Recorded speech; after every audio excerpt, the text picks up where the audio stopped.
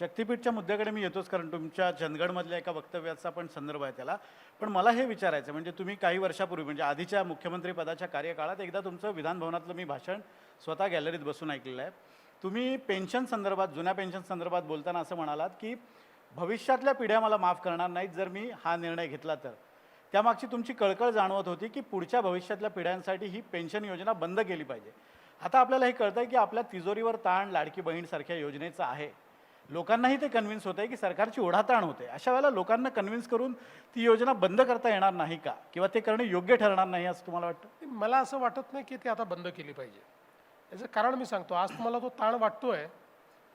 महाराष्ट्राची अर्थव्यवस्था इतकी डायनामिक आहे आणि आपल्या अर्थव्यवस्थेचा जो वाढीचा दर आहे तो असा आहे की 3 वर्षात ती सुसह्य होईल आणि 5 वर्षात आपण त्याच्यात कम्फर्टेबल होऊ. तेवढी आपण स्पेस, जी फिस्कल स्पेस आहे ती निर्माण करू शकू.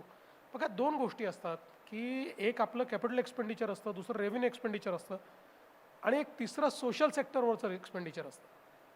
आता या प्रत्येक एक्सपेंडिचरचा आपला एक महत्त्व आहेच. कॅपिटल एक्सपेंडिचरमुळे मोठ्या प्रमाणात रोजगार निर्मिती होते, त्यातनं अर्थव्यवस्थेला चालना मिळते.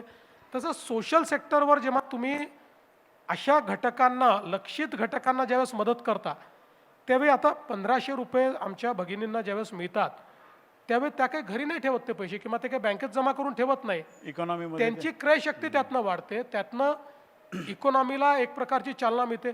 एक साधं उदाहरण आहे ना, बघा, आता माननीय आपल्या देशाच्या प्रधानमंत्री मोदयांनी GST कमी केला. आता तुम्हाला आश्चर्य वाटेल, ज्या ज्या गोष्टीवरचा GST कमी झालेला आहे त्या प्रत्येक गोष्टीवर GSTचा म्हणजे जे काही आम्हाला इन्कम आहे ते वाढलं आहे. म्हणजे आता 18% 5% ज्याचा GST आला त्याचं इन्कम तर कमी व्हायला पाहिजे, पण तसं नाही झालं. लोकांनी जास्त वस्तू घेतल्या, आपली अर्थव्यवस्था जास्त वेगाने फिरली आणि त्यामुळे आम्हाला येणारा GST देखील मोठ्या प्रमाणात आला. आणि म्हणून मला असं वाटतं की या योजना, उदाहरणादाखल तुम्हाला एक सांगतो की आता शेतकऱ्यांचा मी विषय सांगितला. शेतकऱ्यांना जेव्हा मोफत वीज दिली त्यावेळी तो विचार करून मी दिली आणि त्याच्या पाठीमागचं रॅशनल काय आहे.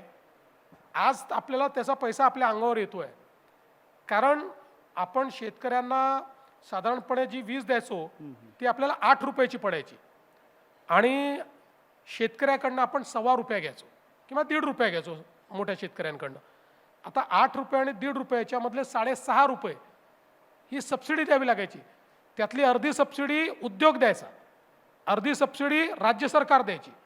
उद्योगाचे विजेचे दर वाढायचे आणि राज्याच्या तिजोरीवर भार यायचा. आपण ते 1.5 रुपये काढून टाकल्याने तो भार वाढला, पण त्याच वेळी आपण सौर कृषी वाहिनीची व्यवस्था केली. आज आपल्याला माहिती आहे, सौर पंपामध्ये आपण गिनीज बुक ऑफ वर्ल्ड रेकॉर्डमध्ये आलो परवा. सर्वात जास्त पंप आपण लावले. 2026च्या डिसेंबरपर्यंत आपण आता शेतकऱ्यांकरता वेगळी वीज वितरण कंपनी केली आहे. 16,000 मेगावॅट वीज ही शेतकऱ्यांना आपण सोलरच्या माध्यमातून देणार आहोत. 3 फायदे. पहिला फायदा, शेतकऱ्यांना दिवसा वीज मिळणार जी त्यांची मागणी आहे, रात्री शेतात जावं लागणार नाही, पाहिजे तेव्हा ती वीज त्यांना मिळणार. दुसरा फायदा, पर्यावरणाचा मोठा त्यातनं, म्हणजे 16,000 मेगावॅटचा अर्थ असा आहे, 16,000 मेगावॅट कोळशाची जी वीज असते त्या विजेने जे CO2 एमिशन होतं ते मिटिगेट करण्याकरता तुम्हाला 350 कोटी झाडं लागतात. 350 कोटी. तेवढ्या झाडांचं कार्बन डायऑक्साईड हे आपण, म्हणजे जे मिटिगेशनची क्षमता आहे, सिक्वेस्टेशन आहे, ते आता आपण थेट सोलरमुळे करणार आहोत. हा दुसरा फायदा झाला. तिसरा सगळ्यात मोठा फायदा हा आहे की जी वीज मला 8 रुपयाने घ्यावी लागायची ती आता मला 3 रुपयाने मिळते.